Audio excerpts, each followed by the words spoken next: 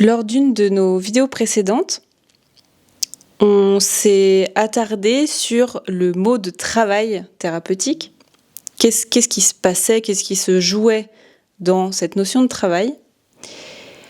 Et la question que j'aimerais te poser maintenant, c'est d'aller un cran plus loin, parce que je sais que tu aimes bien la notion de cultiver quelque chose, et tu parles carrément de labourer, de champ relationnel entre le thérapeute et le patient.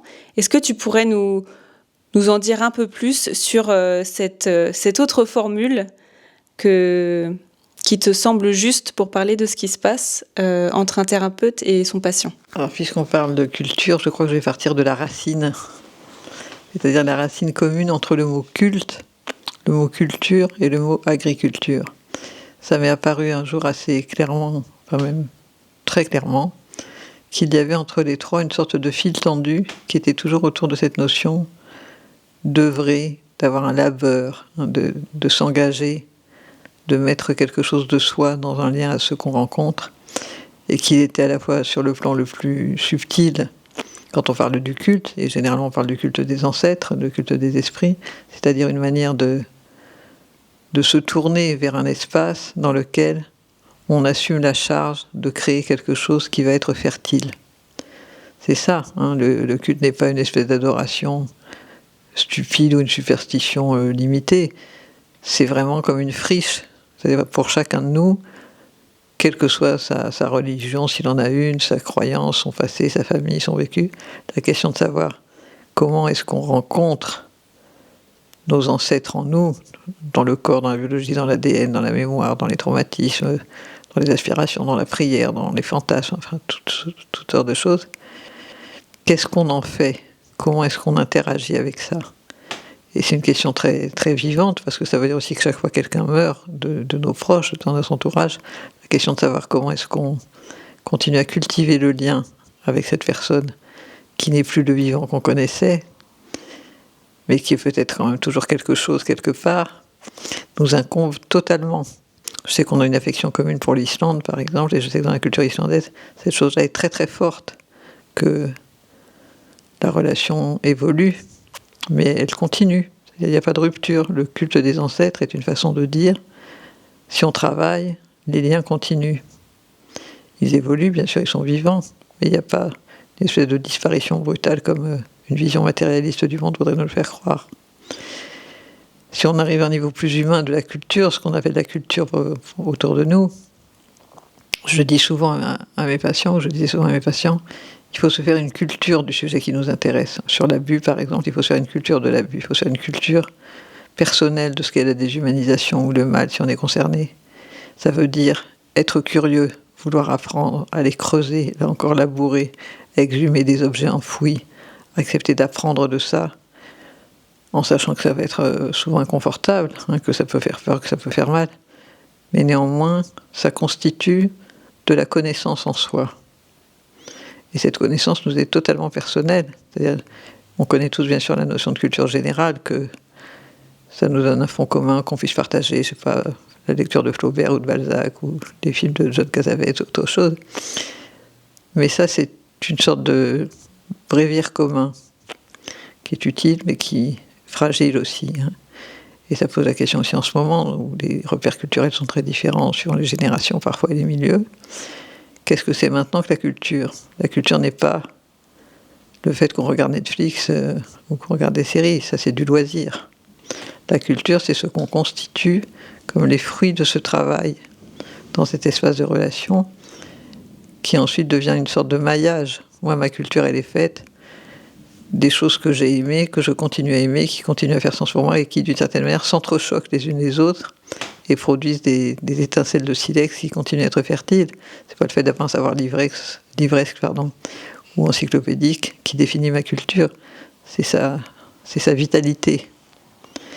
Et l'agriculture, bien sûr, dans ces temps où quand même c'est compliqué la question de l'agriculture, à la base, c'est cette même capacité de faire prospérer la terre qu'on a reçue de ses ancêtres, qui est comme la chair de notre corps, qu'on a reçue de nos ancêtres aussi, et d'en faire quelque chose de fertile, de nourricier, de fructueux, de vivant, et ça suppose de la connaître et de l'aimer pour le faire bien.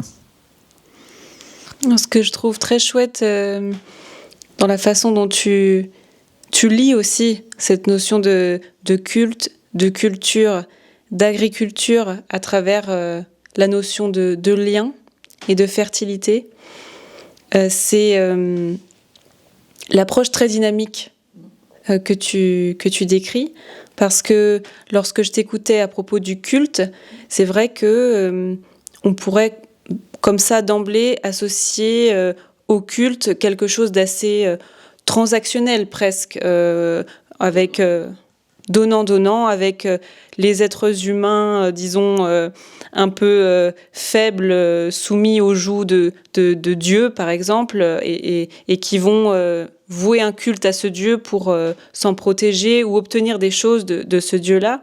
Et là, la relation dont tu parles, elle est beaucoup plus subtile, elle est beaucoup plus incertaine aussi. C'est pas une question de transaction.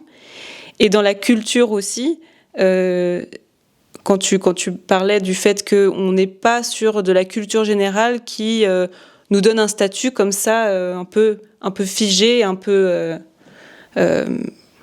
oui, finalement dans l'apparence, dans l'extérieur. Non, c'est et dans la norme, c'est encore une fois une question de cultiver les liens. Et je pense que c'est assez utile de remettre comme ça les mots ensemble pour penser ce qui se passe entre le thérapeute et le patient. C'est vrai qu'on a fait un grand détour. Donc, est-ce qu'on pourrait dire que le travail de thérapie, c'est de... Je vais reprendre une phrase qui est très connue. Tu en fais ce que tu veux, mais est-ce qu'on peut dire que dans un travail thérapeutique, on apprend à cultiver son jardin ? Ce n'est pas toujours un jardin.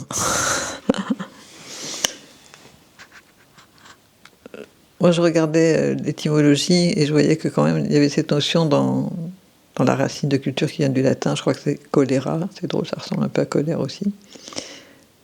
L'idée que habiter et labourer un terrain, ça va ensemble.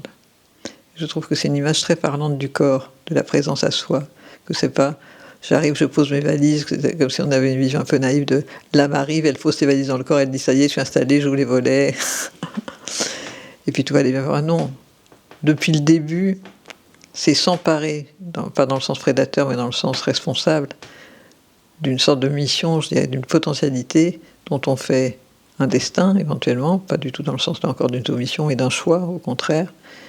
Je choisis ce corps, je rentre dans cette histoire, et je vais en faire quelque chose de fructueux. Et c'est vrai que dans la relation entre patient et thérapeute, il y a une sorte d'expérience plus radicale qu'avec la plupart des autres relations de notre vie, pour mettre à l'épreuve cette volonté, ce désir profond de s'engager dans un travail pour que cette relation devienne fructueuse. Dans l'absolu, bien sûr, ça se joue aussi en dehors du cabinet, du thérapeute, mais c'est le bon endroit pour mettre ce désir à l'épreuve. Pas seulement guérir de ses symptômes, repartir en étant mieux, en étant réparé. Moi, j'entends beaucoup cette expression de réparer le vivant, ça m'horripile. Bon, il ne s'agit pas de réparer, il s'agit d'habiter, effectivement, quel que soit l'état des lieux. Et de remédier, bien sûr, peut-être d'améliorer, de faire évoluer, mais toujours sous l'angle de la conscience, pas sous celui de la réparation qui donnerait du confort, y compris au prix d'ignorance. Je crois que je vais laisser les téléspectateurs sur ce que tu viens de dire. Merci beaucoup. Merci de nous avoir écoutés. Si ça vous a plu, si ça vous a parlé, si ça vous a touché, n'hésitez pas à nous le dire, à vous abonner aussi avec la petite cloche de notification. Ça nous aide, ça porte le projet. Et on se retrouve très bientôt pour cultiver son désir d'être un meilleur être humain, on l'espère.